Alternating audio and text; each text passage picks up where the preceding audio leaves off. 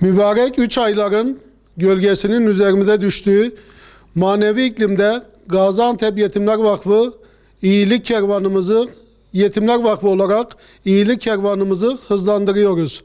İlimizde yüzlerce yetim, öksüz çocuğumuzun yüzünü güldürmek adına 3 aylar yardım seferberliğini başlatmış bulunmaktayız. Recep, Şaban ve Ramazan aylarını kapsayan mübarek dilimde sofrasında sıcak bir aş bekleyen yetim ailelerimizi yalnız bırakmıyoruz. Hayırseverlerimizin destekleriyle hazırladığımız gıda kolilerini titizlikle tespit ettiğimiz ihtiyaç sahibi ailelerimize ulaştırıyoruz. Amacımız dayanışma ruhunu en üst seviyeye çıkararak hiçbir yetimimizin mahzun kalmamasını sağlamaktır.